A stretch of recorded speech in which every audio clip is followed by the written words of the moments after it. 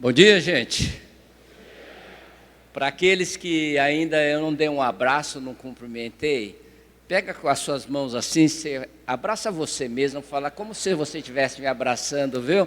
Eu queria que todos vocês recebessem o nosso carinho, o nosso abraço, viu, gente? Abracem vocês mesmo, não tem problema não, ninguém vai achar que a gente é louco, não. Muito bom. Alegria de estarmos com vocês. O que eu tenho aprendido ao longo da minha vida, de que quando nós estamos construindo alguma coisa, a gente tem que construir uma comunidade de pessoas, né, que sonham com o mesmo propósito, que têm os mesmos objetivos e a mesma missão. E eu fico tão feliz. Ontem eu cheguei aqui vendo todas essas mesas ainda vazias e me emocionei, não é? Porque falar, uau, depois de 34 anos de ministério, não é? Nós conseguimos reunir pessoas tão queridas, né? Pessoas já que andaram com a gente já por 30 anos ou mais. Eu estou muito feliz de estar aqui e vocês são muito bem-vindos. Essa é a grande riqueza da Universidade da Família, gente, é a nossa comunidade. Nós temos uma comunidade, não é? E quero também agradecer ao Craig Hill. Craig Hill tem sido um parceiro. Por 29 anos, ele tem nos abençoado aqui no Brasil. Eu conheço ele há 32 anos. Sabe quantas vezes ele já veio ao Brasil para nos abençoar? Ele estava me dizendo ontem, 60 vezes, gente. 60 vezes. Eu tenho sido abençoado, a minha família tem sido abençoada e certamente uma boa parte de vocês tem sido abençoada por este ministério. E outro detalhe interessante é com relação à liderança desse ministério. Nós fundamos esse ministério, lideramos por 30 anos, e o Fábio e a Kemi agora estão à frente desse trabalho. 4 anos já, 4 anos se passaram, como vai rápido, não é? É impressionante, não é? Bom, hoje nós estamos falando sobre agentes de transformação pacificadores. E a primeira parte que eu quero falar para vocês sobre pacificadores. Eu vou dividir minha mensagem em 2 pedaços, né? Quero compartilhar com vocês sobre a questão dos pacificadores, mas eu vou tratar esse tema olhando pelo retrovisor. O retrovisor é pequenininho, né, no carro, né? A gente olhando para trás. Tem muito a ver com a minha vida, realmente, essa questão da paz, não é? Mas eu quero passar isso rapidamente, porque eu sou um cara que gosto de olhar pelo para-brisa, não é? Pode voltar um slide aí, gente. Pelo para-brisa. E eu gosto de olhar para frente. Eu me motivo muito mais pelos desafios que vêm pela frente, não é? Mas eu quero passar rapidamente sobre a questão dos pacificadores, porque, de certa forma, eu fui considerado dentro da minha família como o pacificador. E quero compartilhar um pouco das nossas experiências, não é? Bem-aventurados os pacificadores, porque serão chamados filhos de Deus. Quando se trata, pode passar o próximo slide? Quando se trata desse tema, eu, em 2019, eu passei por uma crise. 2018, na realidade, eu passei por uma crise, uma certa crisezinha leve, não é? Porque eu havia liderado a nossa empresa familiar por quase 20 anos. E eu estava, em 2019, passando o bastão da liderança, não é? Depois de 20 anos, à frente do Grupo Jato. E eu comecei a refletir um pouco, falei, o que eu fiz aqui? 20 anos passaram tão rapidamente e eu fiquei em dúvida do que eu tinha feito lá. Porque, de certa forma, eu não havia sido o executivo da empresa, não tinha sido o homem de fábrica, o homem administrativo, o homem de mercado, nada disso. E a minha pergunta é, o que eu fiz? Me deu um certo angústia, assim, interior. Mas eu entendi, depois de um certo tempo de reflexão, que eu havia sido o homem de paz no nosso grupo familiar. Não fui diretor executivo, não fui comercial, não fui nada disso, não é? mas eu havia sido o homem de paz. O versículo Salmos 37 diz: observa o homem íntegro e atenta no que é reto, porquanto o homem de paz terá posteridade. O homem de paz terá posteridade. E na minha reflexão, na minha angústia, eu cheguei nesse versículo e aí eu entendi. E qual que era o meu problema? O meu problema aqui dentro da organização, não existe posição de diretor de paz, nem sequer gerente de paz. Não existia. E a gente sempre estava tentando entender naquilo que existia, onde que eu me encaixava. E eu não me encaixava ainda no lugar. Então, eu criei a minha própria posição. Eu me considerei realmente o gerente de paz, o homem de paz, né? O diretor de paz. E aqui esse texto diz que o homem de paz terá posteridade. O homem de paz terá continuidade. Acho que traduzindo melhor, continuidade. E o homem de paz terá prosperidade. A paz é essencial. Se a gente não tem paz, nós não conseguimos realmente ter continuidade e sequer prosperidade. Então eu entendi que o meu papel tinha sido isso, e dentro desse contexto eu entendi também a palavra shalom, que está escrito aí é shalom, tá? Em hebraico. E um dia um amigo meu estava falando assim: Jorge, você entende o que é shalom? E ele tentou me explicar dizendo: olha, shalom é formado pela palavra shin, que significa destruir, lamed, relacionado à autoridade, vav, é conexão entre duas coisas, e mem, é a imagem das águas de um córrego, inundação, tsunami, significa caos. Quando eu olhei isso e vi como é formada a palavra shalom, eu fiquei realmente impactado. Porque normalmente a gente tem a ideia de paz é ausência de conflito, né? Os hippies fizeram muito isso, né? Os hippies, no tempo que eles começaram de falar paz e amor, eles queriam ir para um lugar retirado, para ninguém encher a paciência dele lá, para ele poder fumar a maconha dele lá tranquilamente, para ter sexo livre. Isso era paz idealizada pelos hippies, não é? Mas paz, ela é conquistada, gente. E essa é a minha tradução, livre tradução do Jorge, tá? Destruir o mal que provoca caos. Paz é destruição do mal que provoca caos. Significa eliminação de caos. Se nós queremos construir um ambiente de paz, é eliminação, é destruir, é luta. Não é passivo, não é de graça que isso acontece. Então, nós temos que entender que a paz não é passividade. Hoje, no mundo de hoje, nós temos muita passividade. E por isso que o mundo vai ficando cada vez mais caótico, não é? Nós temos que ser intencional para poder realmente gerar paz. Esse acróstico que eu estou passando para vocês, acróstico também que eu, no meu exercício de entender o que eu tinha feito nesse período de 20 anos, eu cheguei à conclusão de que, na realidade, todo o trabalho que eu tinha executado como líder da família ao longo de 20 anos, ela se encaixava dentro desse acróstico PIS. O P do propósito e visão de longo prazo. Gente, uma coisa é certa. Se a gente não sabe quem a gente é, a nossa identidade não estiver clara, isso confunde a gente, gera ansiedade. É muito importante a identidade, a gente saber quem que a gente é. E a outra coisa é visão de longo prazo. A gente tem que saber para onde a gente vai. Nós temos que entender o destino nosso. Nós não estamos aqui nessa terra para passar o tempo e morrer. Nós estamos aqui com uma missão. Deus nos colocou aqui para uma missão. Então nós temos que ter um destino muito claro. Estrutura de governo, nós temos que organizar as coisas, nós temos que saber onde que se discute as coisas. Nós temos que entender o sistema de autoridade onde nós estamos inseridos. Acordo. Andarão dois juntos se não houver acordo entre eles? Nós precisamos de concordar. Nós temos que alinhar, né? Nós não precisamos todo mundo pensar igual, mas em certas coisas, uma boa parte das coisas principais, nós temos que ter um acordo entre nós.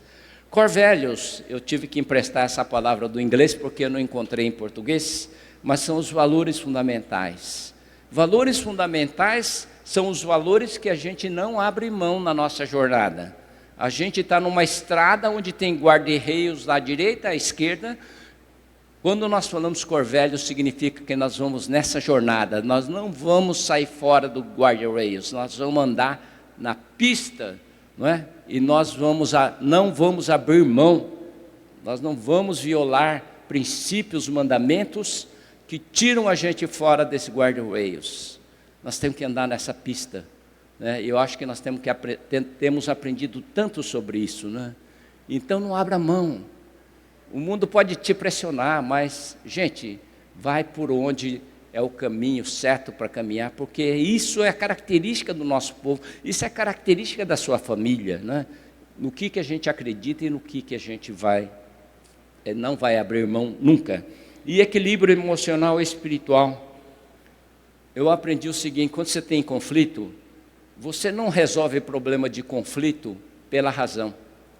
Quando tem uma briga em casa, entre marido e esposa, os dois têm razão, quase sempre. Se um tivesse razão ou não, era fácil de resolver. Mas quando os dois têm razão, como é que você chega aí? E o grande problema é que a gente quer resolver isso pela razão. E aí nós temos que dar realmente glórias a Deus pelo ministério do Craig Hill, Family Foundation, porque ele fala que o problema está aqui no coração. Nós temos que tratar essas coisas que estão no nosso interior, não a razão. A razão não resolve o problema, você resolve aqui no coração, não é? Então são coisas que isso foram fundamentais para minha jornada dentro da empresa, que foi muito bem sucedida, para falar a verdade, não é? Então isso tudo gera ambiente de paz. Foi isso que nós fomos construindo, tudo isso elimina o caos. Propósito, visão a longo prazo. Estrutura de governo, onde que nós discutimos as coisas, acordo, quais são, não é? No que concordamos, gastamos muito tempo para discutir isso, quais são os nossos valores, qual é o caminho que nós vamos seguir e tratar também das relações. E nesse ponto, o Craig Hill nos ajudou muito na família, a como resolver problemas emocionais e espirituais, né? Sabe que espírito e alma são coisas muito interligadas, não é? É diferente, mas são muito interligados. Então, gente, eu acho que rapidamente eu quis falar sobre paz com você, porque eu quero gastar mais tempo agora naquilo que vem pela frente, está à nossa frente, né? Vamos falar sobre agentes de transformação. Esse é o tema que eu vibro hoje, não é? Então, olhando pelo para-brisa do carro, a gente está olhando lá para frente, não é? E quando nós olhamos para frente, a gente descobriu que quando a gente fica animado com as coisas que vêm pela frente, a gente consegue fazer essas coisas rapidamente e profundamente. Isso aprendi com Tom Rudnick, que não é do Imagino. Quando você está empolgado, você faz as coisas rapidamente e profundamente, não é? E nós temos tomado, sabe, o sonho que eu tenho é de ver o país transformado.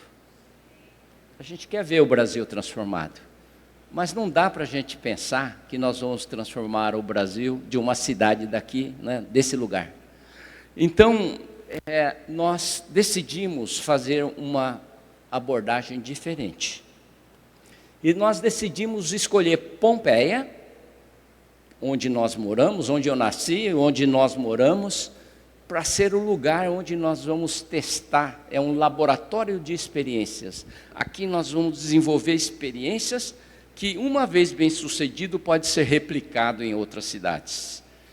Através da influência nós podemos começar a mudar a nossa nação, não é? Então, nossa proposta, vamos fazer a cidade de Pompeia como um laboratório de experiência, e aquilo que vai sendo bem sucedido, nós a podemos multiplicar. E sabe, gente, a universidade foi uma baita escola de multiplicação. Como é que nós saímos de uma cidade pequena de Pompeia e alcançamos o Brasil inteiro? Aqui nós temos gente de Roraima, nós temos gente de Rondônia, gente do Amazonas aqui conosco. Como chegamos a isso, não é? Aprendemos a multiplicar e temos feito isso continuamente ao longo da nossa vida. Então, Pompeia, como laboratório de experiência, eu quero ler esse texto. Vós sois a luz do mundo, não se pode esconder a cidade edificada sobre o monte. Tomamos esse versículo como a forma como nós queremos exercitar laboratório em Pompeia. E à medida de que esses projetos, esses planos que nós vamos executando, vai dando certo, é como se uma luz brilhasse. E essa luz vai brilhando e Pompeia está em cima do morro, não é certo? Então as pessoas podem olhar Pompeia, uma pequena cidadezinha, pequenininha, né? Mas as pessoas podem olhar para lá e falar, uau, o que está acontecendo lá? Tem luz ali, a luz atrai. Não é? Então as pessoas vão vir na Pompeia para ver o que vocês estão fazendo aqui. Não é? E a gente vai compartilhar. Até ano passado, no final do ano, eu estava um pouco cansado, porque a gente tem recebido muitas visitas. Né? E aí chegamos e falaram, cara, estou cansado de receber visita. Né? Mas aí depois eu fiz uma reflexão. Falei, gente, mas nós não estamos fazendo tudo o que nós estamos fazendo para as pessoas virem ver o que está acontecendo aqui? Cidade sobre o monte, para poder ver. Eu mudei de ideia, né? Falei, pode vir à vontade, gente, nós vamos receber vocês com muito carinho, para a gente poder mostrar. Ainda são poucas experiências, né? Mas são já experiências que estão dando muito certo aqui em Pompeia. Então, nós estamos aqui olhando Pompeia como um lugar de experiências. Aqui são as 7 áreas de influência, e quero dizer o seguinte, isso aqui é coisa que o Craig Hill já falou ontem, não é? E o curioso dessas 7 áreas de influência é que o pai do Craig Hill estava presente no dia em que o Lauren Cunningham e o Bill Bright estavam discutindo sobre esse tema, 1974, não é? Agora, quando a gente olha as 7 áreas de influência, a gente tem que saber, se queremos mudar uma nação, ela tem que acontecer em todas essas áreas. Não adianta a gente falar que a gente vai ter uma bela empresa que vai mudar, não vai, nem ótimo governo, todos têm que ser ótimos. Todos têm que crescer, evoluir, não é? E eu vou dizer uma coisa, sabe qual é o grande problema do mundo de hoje? É falta de Deus. Temos que fazer Deus presente. E temos que fazer com que essas áreas se integrem dentro da sociedade, não é? Então, em alguns anos atrás, né? Nós estávamos vivenciando em Pompeia uma crise da Santa Casa. Não foi só Pompeia, várias cidades. Por uma razão ou outra, não é? As Santa Casas estavam em situação de dificuldade financeira. E aí o pessoal vinha falar comigo, eu era o presidente do conselho de administração, eles vinham conversar comigo e falaram, Jorge, a Santa Casa está sem dinheiro para pagar os funcionários. A Santa Casa está com não sei o que, para o problema. Eles vinham passar o chapéu. E, de certa forma, nós sempre ajudamos a cidade, mas chegou, depois de várias vezes que eles vieram pedir dinheiro, eu falei, vem cá, será que a gente não pode ajudar de outro jeito também? Só dar dinheiro? Podemos ajudar em outras coisas, podemos ajudar em gestão, podemos ajudar em planejamento, a gente pode ajudar talvez em alguma outra coisa. Não é? Então, formamos um grupo e começamos a discutir o problema da Santa Casa, mas por causa dessa visão das 7 áreas de influência, eu falo, gente, não é só a questão da saúde que está em problema, vamos olhar outras áreas também, e começamos a trazer pessoas para falar de cada uma das áreas, das empresas, da educação, da saúde, de várias áreas. Depois de um ano de conversa, não é? A gente juntava um grupo, eu percebi que o grupo estava começando a ficar um pouco cansado dessas reuniões. E numa dessas reuniões eu fiz um desafio para eles. Falei, gente, eu tenho um sonho. E o meu sonho é morar na melhor cidade de pequeno porte do Brasil em 2038. 2038 é porque na bandeira de Pompeia está escrito 1938. Então, é a emancipação de Pompeia, né? Quero morar na melhor cidade. As pessoas... E por que a gente fez essa provocação. Não foi arrogância nem nada. O líder tem que colocar sonhos que a pessoa vibra com ela, que as pessoas gostem dela. Então, falar que vai morar na melhor cidade pequena, porte o brilho, os olhos, né, brilham e a motivação vem.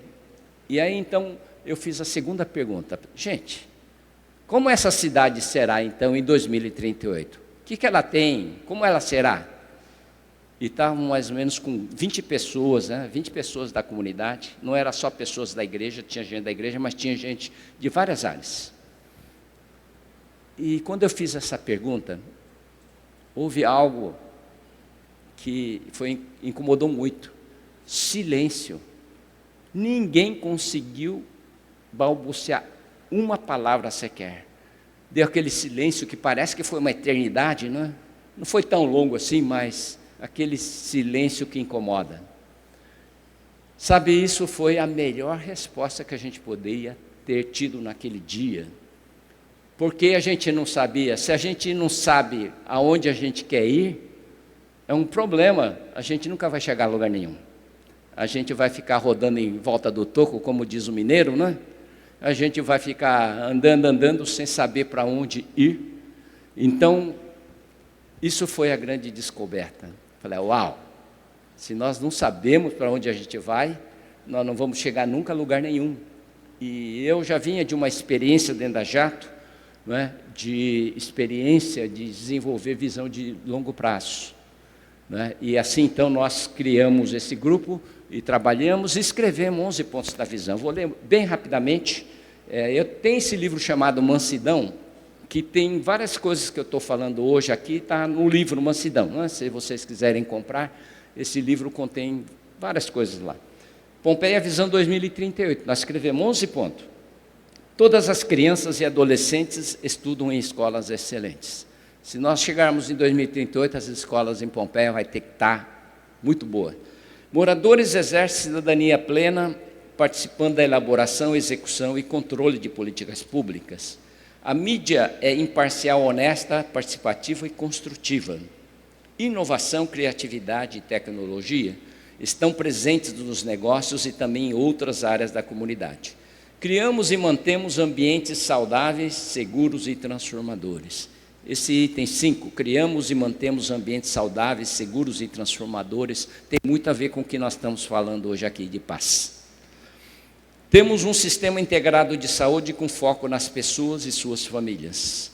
As famílias são sólidas e felizes. Somos uma cidade ambientalmente responsável. Os setores público, privado e terceiro setor estão integrados no nosso ecossistema, integração muito relevante. Usufruímos dos benefícios de ser uma cidade inteligente e os cidadãos vivem dentro dos mais altos padrões morais, éticos e espirituais. Esses são os 11 pontos da visão que nós colocamos, né? que nós acreditamos que se a gente evolui nesses tópicos, nós vamos conseguir ajudar a cidade a se tornar uma das melhores cidades de pequeno porte.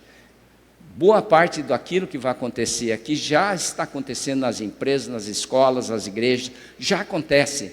Esses aqui são algo adicional que a gente pode fazer pela cidade.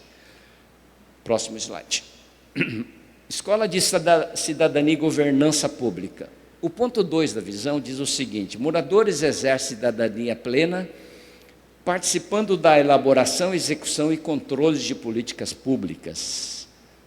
Quando nós começamos a buscar engajamento, como é que a gente engaja as pessoas? A gente vive esse problema de passividade, né? Como é que a gente engaja as pessoas? E aí eu pedi para a turma estudar, falei, vem cá, vê se não tem alguma porta aberta dentro da sociedade onde permite engajamento da sociedade civil. E o pessoal foi pesquisando e eles chegaram e descobriram que na Constituição de 1988 foi aberta uma baita porta para a participação da sociedade civil. Foi criado os conselhos municipais, onde os conselhos municipais deviam ser formados, parte pela área do governo e outra metade pela sociedade civil. Essa porta existe, foi criada, só que é muito mal usada. Então, nós entendemos que é por aí que a gente devia começar, E nós, então, criamos, junto com uma organização de educação política lá de São Paulo, Oficina Municipal, nós criamos o curso de formação de conselheiros municipais, né? Tivemos 2 grupos, 2 turmas, formando 219 pessoas em Pompeia, foram formadas para serem capacitadas a sentar em conselhos ou participar do governo em si, com uma formação política melhor. Sabe qual é o problema que a gente tem hoje? As pessoas que estão na política não têm formação quase nenhuma. E aí a gente reclama. Então, qual que é o caminho? A gente tem que dar educação para esse povo, a gente tem que formar essas pessoas, dar entendimento do que eles estão fazendo lá, né?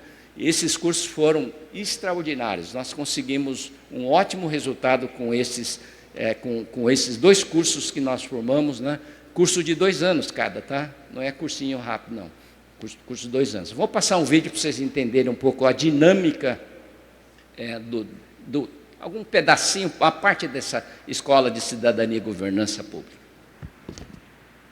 É uma novidade no Brasil esse tipo de iniciativa, um programa de formação organizado em parceria pelo setor privado e setor público. Cerca de 80% dos serviços de assistência social, eles são via parcerias. Pompeia vai exportar essa ideia para outras cidades da região, para outras cidades do estado. Então, quando a população se organiza e constrói essa política e depois acompanha, com certeza o resultado é sempre melhor.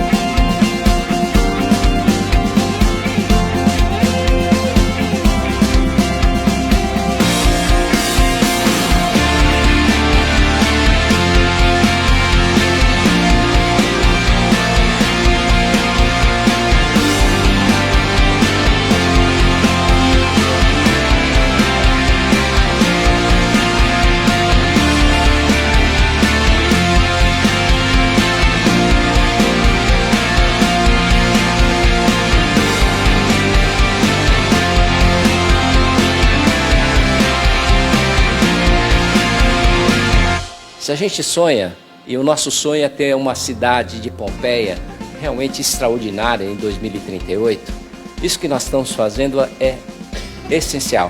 Se a gente não evoluir no desenvolvimento dos conselhos municipais, no engajamento da população nas causas da cidade, nos objetivos da cidade, nós não vamos conseguir transformar Pompeia. A solução de muitos problemas não ocorre no imediato. Elas são, na democracia, soluções graduais, incrementais, porque nós precisamos construir um consenso na sociedade. E dizer que se cada cidade brasileira fizesse 1/10 do que vocês estão fazendo aqui em Pompeia, o Brasil seria outro país.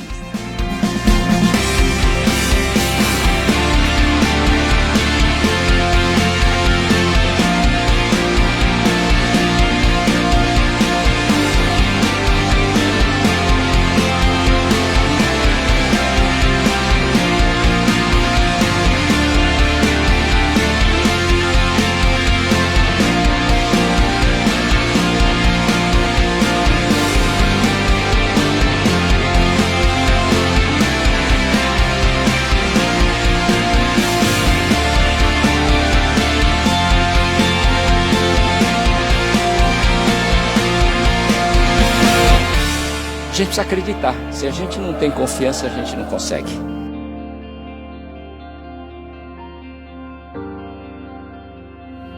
Muito bom. Esse é um programa, né, que acredito que é muito importante, né?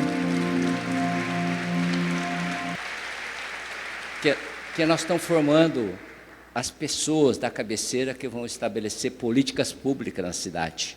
Nós estamos trabalhando com o pessoal do nível de andar superior, não é? Muito importante. Próximo slide.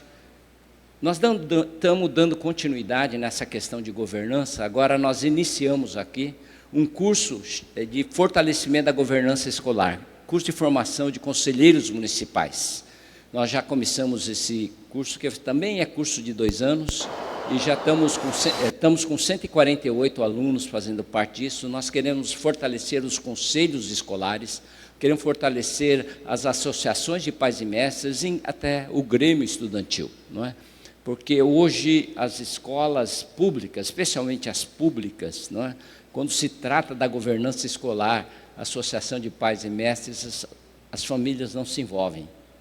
E o envolvimento da família chega até a melhorar a performance dos alunos em até 70%, gente. Isso são pesquisas que existem, né, já no mundo todo, inclusive. As famílias são sólidas e felizes, é o nosso negócio, né, gente? É o nosso chamado, né? Então, a visão 7 fala sobre as famílias são sólidas e felizes. Eu estou usando o vídeo agora daqui para frente, porque o vídeo, ele fala em 2, 3 minutos, fala mais do que se eu tentasse explicar para você em 10 minutos. Portanto, como o meu tempo é curto, vamos passar um videozinho sobre a IDF. A IDF foi criado, o IDF, né? O Instituto de Desenvolvimento Familiar, foi criado para dar educação familiar para os funcionários e seus familiares do Grupo Jato. Depois de um certo tempo, nós abrimos, na realidade, a escola para toda a comunidade. Então, toda a comunidade tem acesso hoje a todos os cursos. Nós temos mais de 30 diferentes cursos oferecidos dentro do IDF. Vamos passar o vídeo.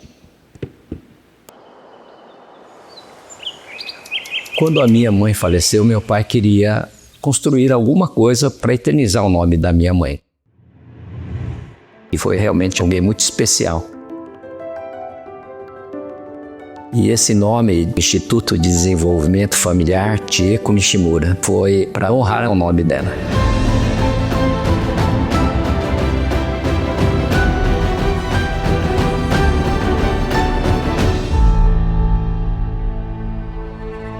Família é a coisa mais importante que a gente tem dentro da sociedade. À medida que fortalece a família, a gente vai fortalecendo a sociedade no modo geral.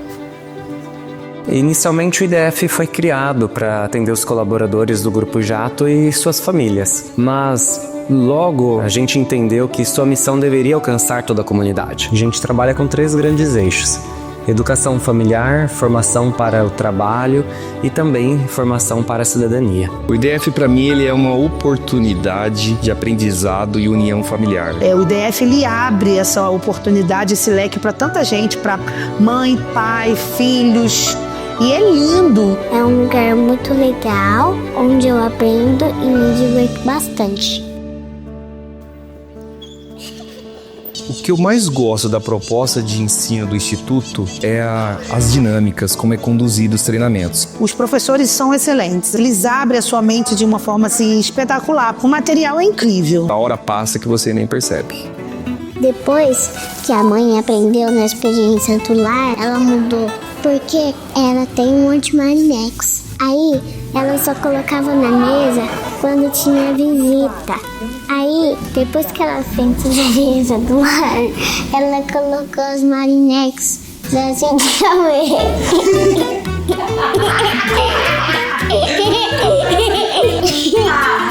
Só quando tinha visita.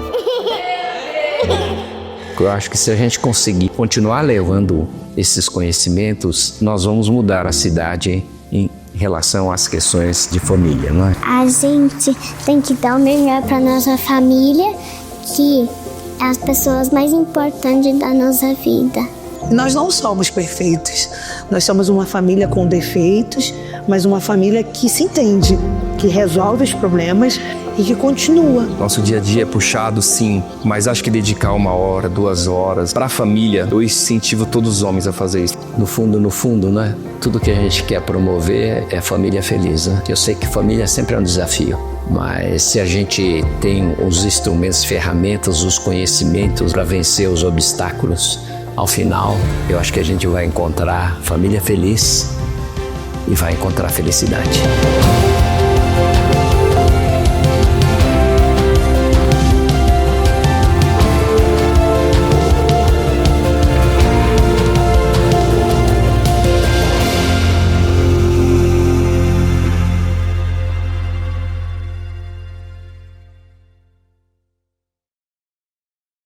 Projeto bem interessante, viu, gente? Eu acho que é muito impactante. Daqui a pouco vocês vão ver os números que nós alcançamos.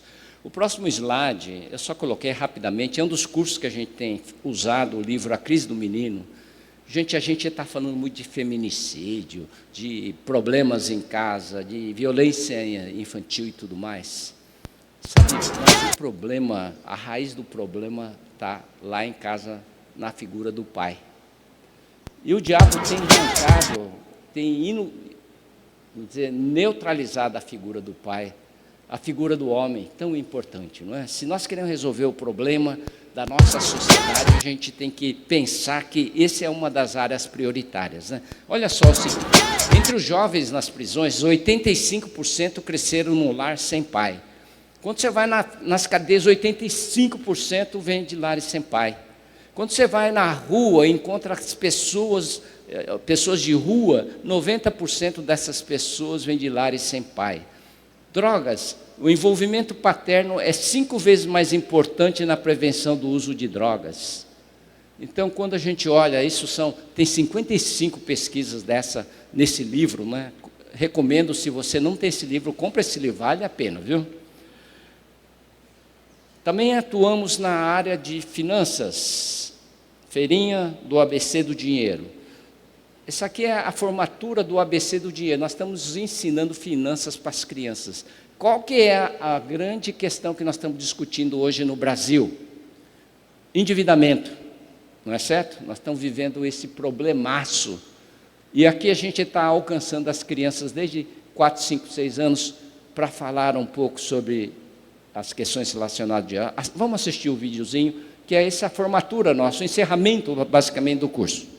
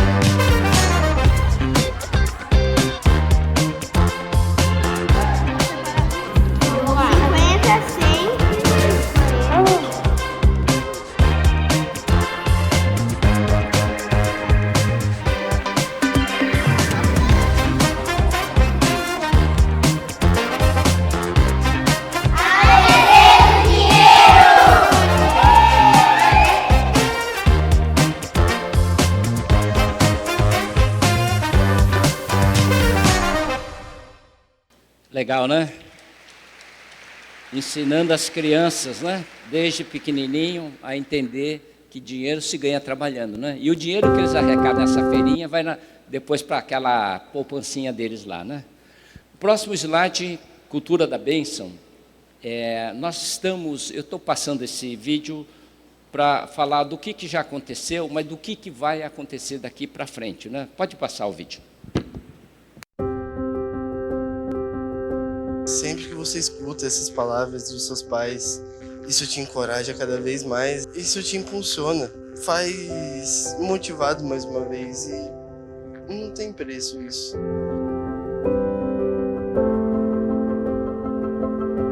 Uma noite para ficar na memória. Após participarem dos workshops Abençoando Gerações, adolescentes e seus responsáveis estiveram juntos na cerimônia de honra e bênção, promovida pelo Instituto de Desenvolvimento Familiar Chieko Nishimura, em parceria com o Serviço de Integração de Menores. E o que é o abençoar?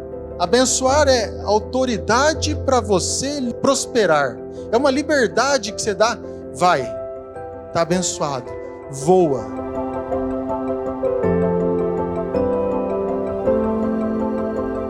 A emoção tomou conta nas 2 noites de cerimônia. No momento singular, onde tiveram a oportunidade, muitos pela primeira vez, em expressar uns aos outros os seus sentimentos. Conectar o coração dos pais aos filhos e dos filhos aos pais. O momento marcante em que os responsáveis puderam abençoar os seus filhos. Abençoar é o ato de liberar para prosperar. É liberar para crescer, ter sucesso e viver com a bênção dos pais. Foi um momento de reconhecimentos, agradecimentos e pedidos de perdão. Além dos filhos honrarem e agradecerem seus pais e dizer da importância que têm em suas vidas. Uma marca que vai ficar para sempre em cada coração.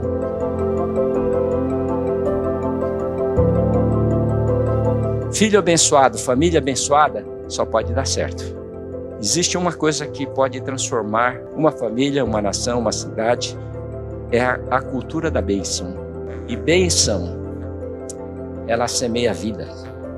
Bênção gera vida. Você está jogando uma semente que vai gerar vida na vida das pessoas, né? Eu não tenho palavras para agradecer, porque não é só essa bênção que está acontecendo comigo neste momento. É uma bênção atrás da outra que eu recebo da parte de Deus. Eu não cresço, eu abaixo. Ele me mostra como sou pequena diante dele. E que vocês sejam pessoas bem-sucedidas em tudo que vocês se propuserem a fazer. Mas principalmente, sejam bem-sucedidos no seu lar, na sua família, como pais. Eu quero abençoar a vida de vocês no nome de Jesus. Amém.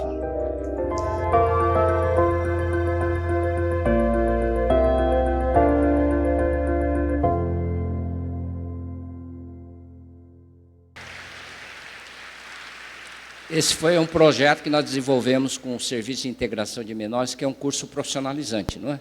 67 famílias participaram dessa cerimônia em 2 noites. Nós não conseguimos trazer todo mundo uma noite, 2 noites. O que nós estamos fazendo aqui em Pompeia agora, nós estamos adotando a cultura da bênção como parte das atividades da nossa comunidade, da nossa cidade. Semana que vem agora nós estamos com um evento desse, sexta-feira, o Craig Hill vai estar aí, a gente está aproveitando a vinda dele, e nós vamos, depois de um treinamento que o Marcelo e a Dina lideraram, né, fazendo o seminário Abençoando Gerações e a pergunta para os adolescentes, nós queremos fazer isso todos os anos com a ótica comunitária. Não é coisa da igreja, não é coisa da empresa, é coisa da comunidade. Nós vamos convidar as pessoas. E eu espero que ao longo de 5, 10 anos a gente realmente estabeleça a cultura da bênção em Pompeia. O que é cultura? Não é? Quando as pessoas fazem as coisas, e às vezes ele nem sabe por que ele está fazendo, mas ele está fazendo. Não é? Então isso é um projeto que está em andamento e a ideia nossa é que isso se torne um programa do município ao longo dos próximos anos, né? Eu vou pular esse workshop Mesa 2, é um evento com casais, eu vou pular por questão de tempo, né? Então vocês não precisam falar, mas nós convidamos, né? E foi bem bacana, colocamos mesas, o casal em cada mesa, para terem a sua dinâmica, né? Nós vamos passar isso aí. E ainda eu quero passar, então, o vídeo da formatura. Nós temos milhares de pessoas que passam nos cursos do Instituto, e aqui é o dia da formatura. Queria que vocês assistissem um pouco a dinâmica do que é uma formatura do Instituto. Este é um momento profundamente especial para todos nós, pois cada turma concluída representa mais um passo em direção a famílias mais fortes, mais sólidas e mais felizes. Não tem idade para aprender. Nós podemos evoluir e crescer em qualquer idade. No curso Experiência no Lar, aprendi que é importante ter um momento especial com a minha família. E isso pode ser feito durante uma refeição, longe de telas.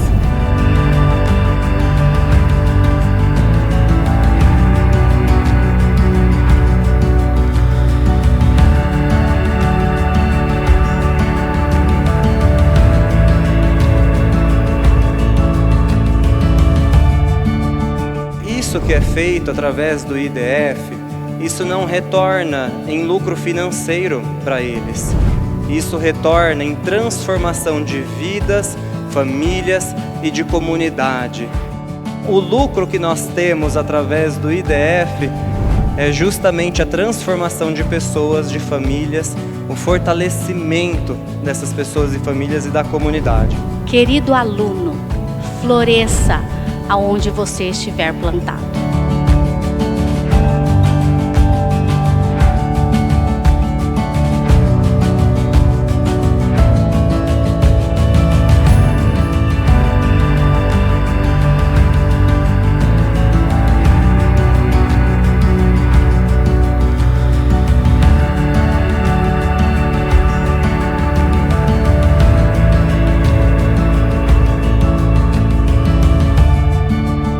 Vamos lutar pela família, não desiste nunca, tá, gente? Mesmo quando você sentir que a coisa está difícil, não desista, porque um dia vai melhorar e depois você vai reconhecer o valor de ter perseverado, né? E lutado pela sua família.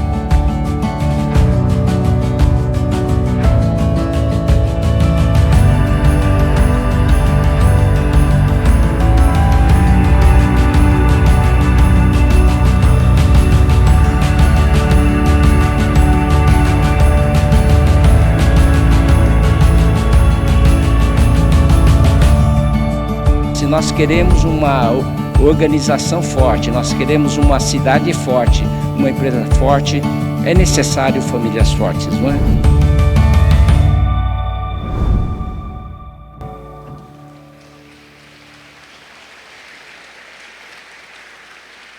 Nesse evento nós fazemos a premiação dos alunos 100%, né? Como é de graça esses cursos, a tendência das pessoas fazer o curso e depois largar no meio do caminho, né? Então, depois que nós instituímos o aluno 100%, a nossa presença, a participação melhorou muito, né? Slide. Os setores público, privado e terceiro setor estão integrados no nosso ecossistema. Gente, eu aprendi uma coisa. Se nós queremos transformar uma cidade, a gente precisa de integrar o setor público, o setor privado e o terceiro setor. Se a gente não faz isso, a gente não consegue alcançar os objetivos. Não tem como você sustentar uma ação social por 10, 20 anos sem a participação do setor público. Nós precisamos do setor público, né? Então, isso é um dos nossos pontos da visão. E, com isso, nós adentramos dentro das escolas públicas. E uma das experiências que nós estamos desenvolvendo é sobre educação de filhos. Educação de filhos, a gente tem tido um alcance bastante limitado no Brasil. Por uma razão ou outra, sendo uma das coisas mais importantes, mas alcance limitado. Então, falei, vamos pensar diferente, né? Aquilo que diz assim, não se pode esperar resultados diferentes fazendo da mesma forma. Então, nós resolvemos fazer de forma diferente. Criamos um curso muito mais condensado, simples, para a linguagem, e levamos esse curso para dentro dos ambientes das escolas municipais. Então, esse é o depoimento de um dos facilitadores desse curso, né, que hoje estamos presentes dentro das escolas municipais de diversas cidades aqui da região. Pode passar o vídeo.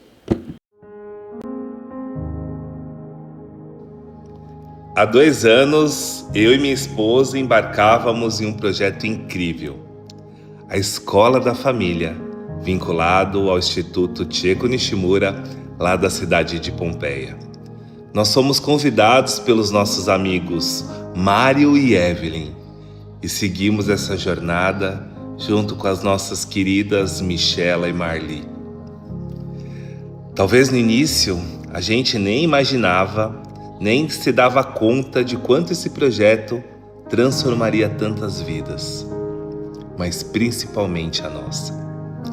Durante esse tempo, nós aprendemos a cultivar virtudes dentro dos lares e no primeiro ano, na apostila 1, a gente falou de cooperação, de boas maneiras, confiança, prudência, comunicação, organização, autocontrole. E na apostila 2 desse ano, falamos de amor, paciência, generosidade, honestidade, disciplina, constância, solidariedade e, por fim, sobre gratidão. Foram 2 anos incríveis de partilha, de trocas sinceras, com pessoas incríveis que hoje se tornaram muito mais que alunos, se tornaram grandes amigos. E no fim das contas, nós descobrimos algo muito bonito. Enquanto nós cuidávamos do coração de outras famílias, Deus estava cuidando da nossa. Nós aprendemos muito com vocês. Eu sou profundamente grato à EDF, a Escola da Família, que tem transformado vidas, restaurado vínculos e semeado o bem, lar por lar, devagar, mas continuamente, de uma forma constante. Eu vou deixar aqui o @ deles e eu desejo que esse projeto siga florescendo, dando frutos, lançando muitas e muitas sementes. Foi e é um privilégio fazer parte desse time. Deus abençoe. Tchau, tchau. 1, 2, 3, já.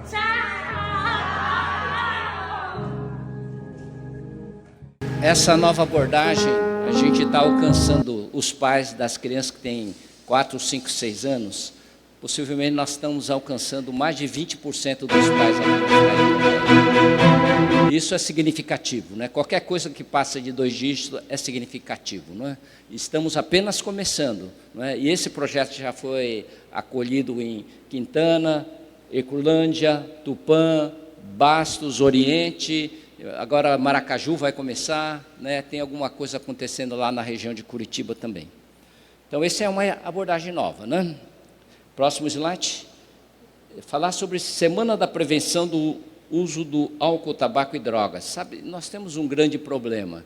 E eu sou parte do Conselho Municipal, do Conselho sobre Políticas sobre Drogas. Eu quis entrar, porque trabalhando na área de família, esse tema não tem evoluído positivamente no Brasil. Sempre um problema. E quando você tem problemas crônicos, não adianta a gente trabalhar pontualmente. A gente tem que fazer um trabalho preventivo de longo prazo. E é isso que nós estamos fazendo. Nós encontramos uma pessoa que tem uma abordagem muito interessante chamada aconselhamento breve. Ele fala, olha, muito mais efetivo você dar toda semana um pouquinho de conhecimento e conversa sobre o tema todas as semanas, mas tem que fazer isso continuamente. E nós abraçamos, né, esse projeto chamado aconselhamento breve. Hoje nós alcançamos todas as cidades de Pompeia, privada, municipal e estadual, todas. Né? E estamos falando sobre a questão, o conhecimento sobre a questão de álcool, drogas, tabaco, não é? Continuamente com as crianças a partir do 5º ano, que são crianças de 9 anos. E nós queremos fazer isso por próximos 7, 10 anos. Não é? Esse é o objetivo. Não é? Então, assista aí sobre um dos eventos. A gente faz uma semana inteira de atividades com todas essas pessoas, diversas idades, para despertar neles o interesse, mas o que funciona de verdade é o aconselhamento breve que acontece dentro das escolas, através dos professores, continuamente, toda semana, durante todo o ano. Pode soltar.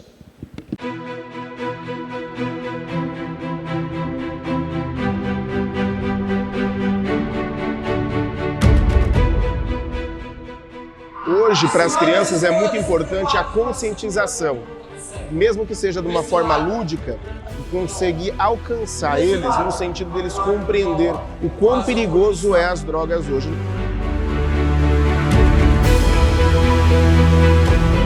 Ele, o Doutor Baitos!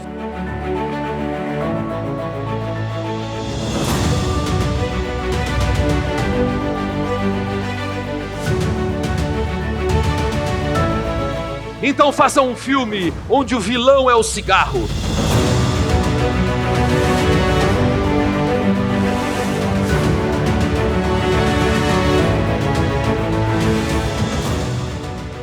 Porque, na verdade, às vezes muitos consomem sem ter noção do perigo de se tornar um dependente e nem as consequências dela. Porque isso prejudica o nosso pulmão e pode causar muitas consequências assim na respiração, asma, dificuldade assim para dormir, é um vício. Então é sempre bom você saber o que você faz, ter a consciência do que você vai fazer. Porque, querendo ou não, isso pode te afetar lá na frente.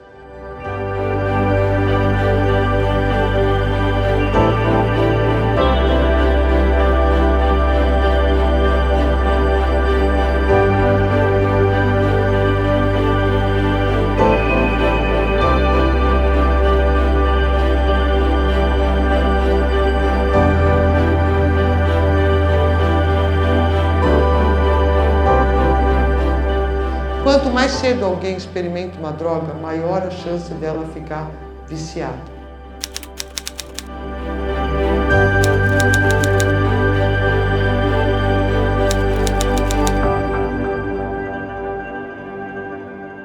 O número de mortes por droga supera o número de mortes de Covid que a gente teve.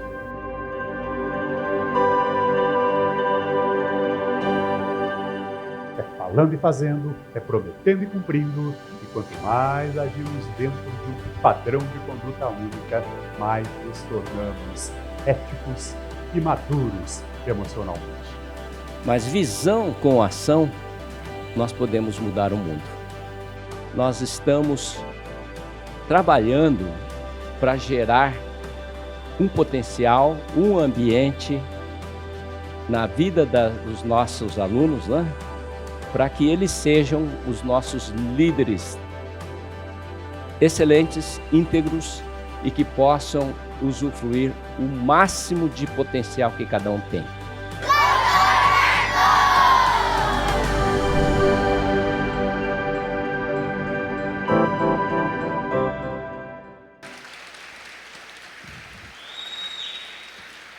Agora nós estamos com um novo projeto que vai ser iniciado agora em agosto, não é? Nós temos que tratar um problema sobre a questão da sexualidade.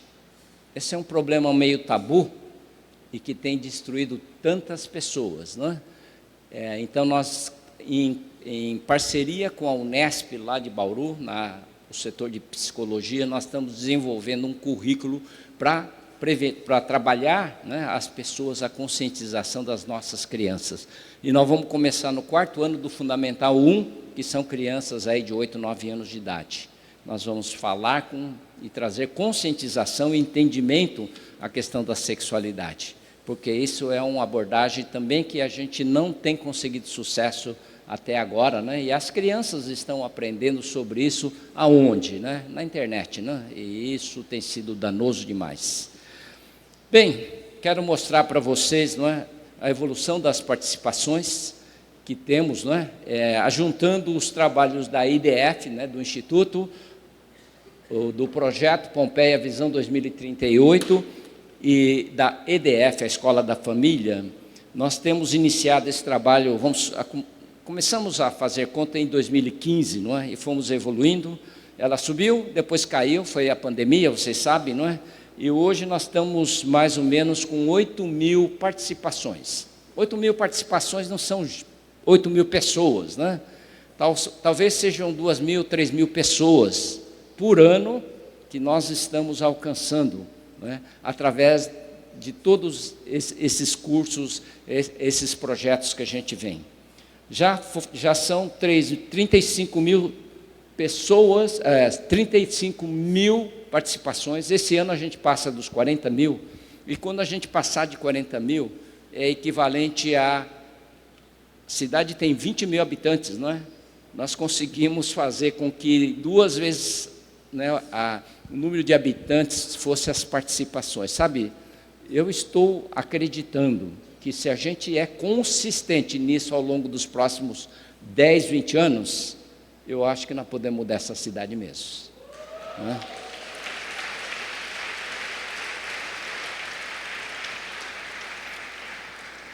Marcelo, eu precisava de mais 5 minutos. Tudo bem? Então vamos lá. Eu queria falar ao final sobre um tema muito importante de geração em geração. eu tenho sido uma pessoa que tem o privilégio de ter passado por muitas transições, né? Eu mesmo ajudei a fazer transições de em diversos momentos, e eu quero mostrar para vocês a última transição, que foi a minha própria transição dentro do meu núcleo familiar, né? Então, eu gostaria que vocês assistissem esse vídeo. Foi quando eu passei, na realidade, as responsabilidades do meu núcleo familiar para o meu filho mais velho, o Joe, né? Pode passar.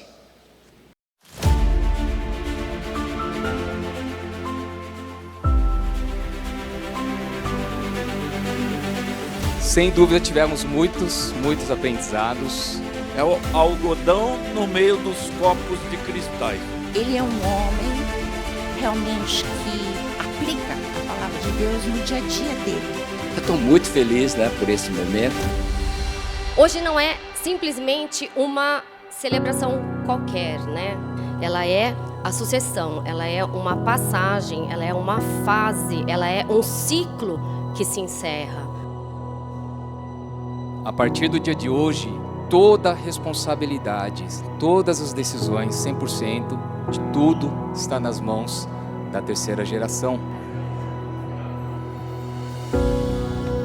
O grande legado que o Jorge deixa para nós, família e grupo empresarial, com certeza não dá para fugir do legado da paz. O Jorge, ele trabalhou incansavelmente para a paz da família e também para a paz do nosso ambiente de trabalho. Por algum motivo ontem, me veio a figura do pai e da mãe do Jorge, do meu avô Sunji e da minha avó Sheila. E eu pensei que talvez, no final da vida deles, o maior anseio que eles tinham ou poderiam ter era de ver os seus filhos andando juntos, unidos e andando na verdade, na palavra de Deus. E hoje, eu acho que eles devem estar muito orgulhosos e felizes e em paz, lá no céu, sabendo que todos os filhos, apesar das suas diferenças, das suas dificuldades, eles cumpriram com amor e responsabilidade o seu papel. E eu, pessoalmente, eu posso dizer que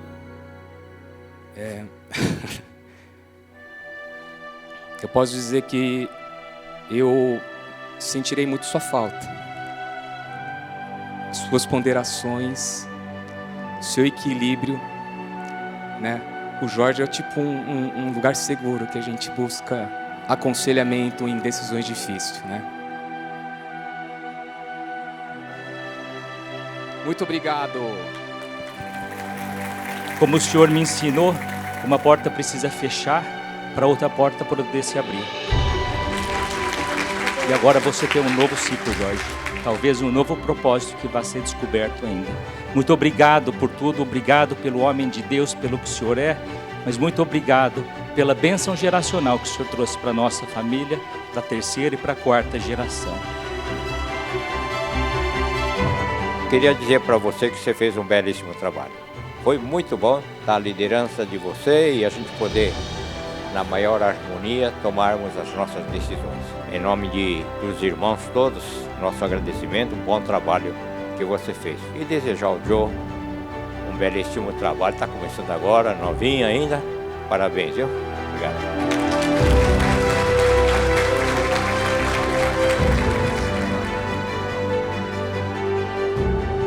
Primeira coisa que eu queria dizer para vocês que eu estou muito feliz, né, de compartilhar. É o fim de um ciclo, né? Falo assim, terminamos um capítulo, né? Essa corda significa continuidade.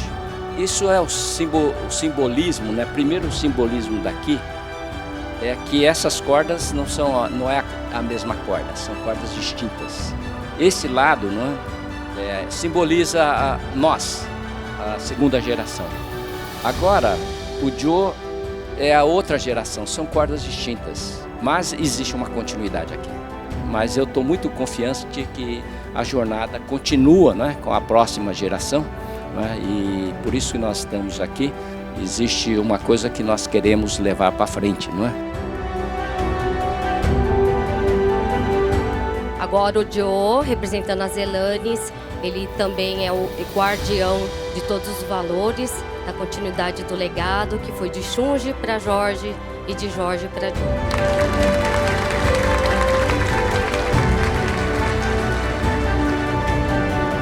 que hoje é sobre você, né, Pai? E você termina essa fase com a minha maior alegria, que é de ser o meu grande Pai. Eu tenho muito orgulho de você e também muita admiração pelo que você tem se tornado.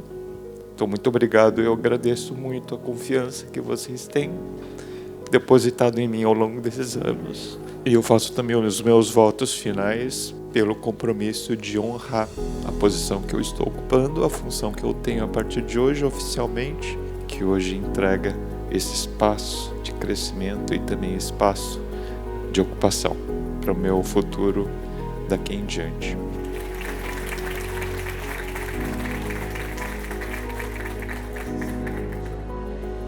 Senhor, nós estamos aqui num momento tão especial, ó Pai, que o Senhor derrame sobre a vida deles a sabedoria que Ele precisa, o entendimento que Ele precisa, o amor que Ele precisa, Senhor, para cumprir, Senhor, aquilo que é o desejo do Teu coração, Senhor. Eu abençoo a vida dele, Senhor. Dá, Senhor, tudo que ele necessita. E a bênção é liberar para prosperar, que ele possa ser liberado, Senhor, para poder prosperar e ser quem ele foi chamado a ser pelo Senhor, ó Pai.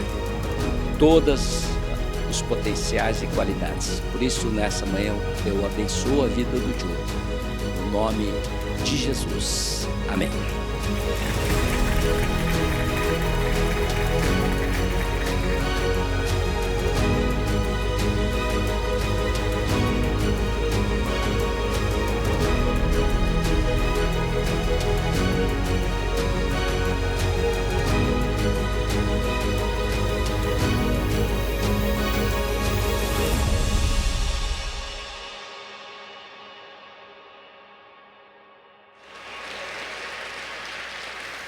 Muito bom, gente.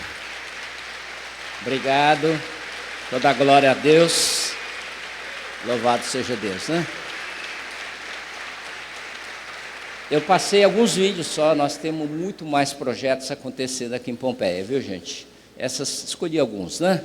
Que achei que fosse mais relevante para o nosso momento, mas termino aqui a minha apresentação comendo 10 minutos a mais do meu tempo aqui, não é? Eu gosto de cumprir horário, né? Mas me deram permissão.